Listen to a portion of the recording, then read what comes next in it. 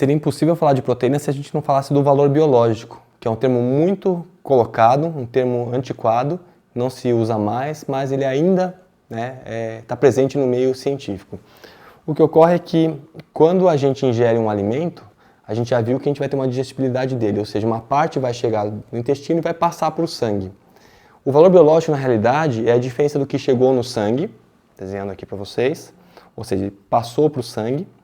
A gente vai utilizar essa proteína, então a gente vai ter o uso corporal, e o que sobrar vai ser excretado pela urina. Ou seja, é uma forma de avaliar o que chegou no sangue e o que você perdeu pela urina, ou seja, quanto você está utilizando dessa proteína ingerida. O que ocorre é que o valor biológico é um dado muito inapropriado, porque ele é feito como um método de avaliação para alimentos separados. Então você pega, por exemplo, só o arroz, e você dá para um animal comer só arroz. E depois de um tempo você vê que ele tem deficiência de crescimento, a produção de proteínas não é adequada, ele vai ter problemas com isso. Então, conclui-se que a composição de aminoácidos desse arroz não foi suficiente para o animal ter um bom crescimento. Você faz um outro teste, você vai usar só, por exemplo, o feijão. Você vai ver que já é diferente, e a junção de arroz e feijão é diferente. Então, eu queria só ilustrar isso para você de uma forma que facilita o entendimento um pouco disso. A gente vai ter aqui 4 caixinhas. Nessas caixinhas, eu vou colocar um alimento aqui dentro.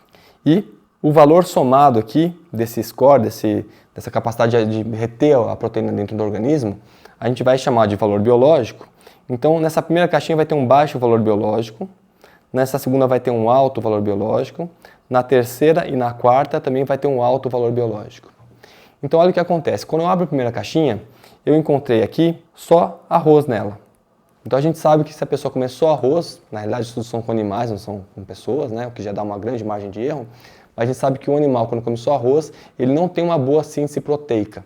Quando a gente vai pegar essa outra caixinha aqui, tem as carnes, ou seja, quando a ingestão é de carnes, você tem um aporte proteico com quantidade boa de aminoácidos que permite um bom crescimento e desenvolvimento. Nessa outra caixinha aqui tem os feijões. Feijões também dão um alto valor biológico. Se a gente for observar os aminoácidos dos feijões, e a gente vai fazer isso, a gente vai ver que eles são muito similares com as carnes, com um teor às vezes até maior do que das carnes. E nessa última caixinha tem o arroz somado com o feijão. Então veja só, quando você mistura alimentos, você está misturando os aminoácidos desses alimentos. E qual é o problema do valor biológico? Ele é uma medida de alimento isolado. Ninguém come só arroz ou só feijão. Você faz uma ingestão com uma mistura de alimentos. Então você come o arroz com o feijão e isso vira um terceiro alimento, que é essa mistura de arroz com feijão. O teor de aminoácidos é totalmente diferente porque é a soma de tudo isso. Então, a gente deveria, na realidade, avaliar o valor biológico não pelo alimento individual, mas sim pela soma dos alimentos que você ingeriu na sua refeição.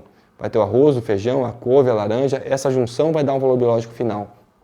E mais importante até do que isso, esse valor biológico ele deveria ser utilizado computando tudo o que você somou nas 24 horas de ingestão. Porque o nosso corpo ele trabalha com esse ciclo que ele consegue em 24 horas manter esse balanço todo de nutrientes, mesmo que numa refeição específica você ingira menos um nutriente do que na outra. Então o valor biológico deveria ser computado pela soma de todos os aminoácidos que vem na refeição.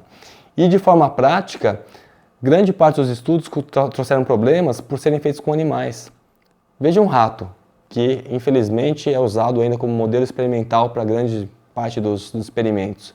A quantidade de pelos que um rato tem demanda uma quantidade de aminoácidos diferente do que um ser humano precisa.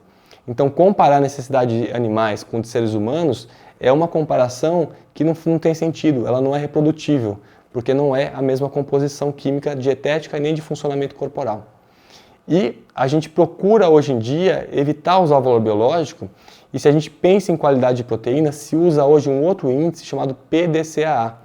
Esse índice vai avaliar a digestibilidade da proteína, o aminoácido que está em menor quantidade comparando com o aminoácido da clara do ovo, é um outro método de avaliação que também não é dos melhores, porque é um método teórico.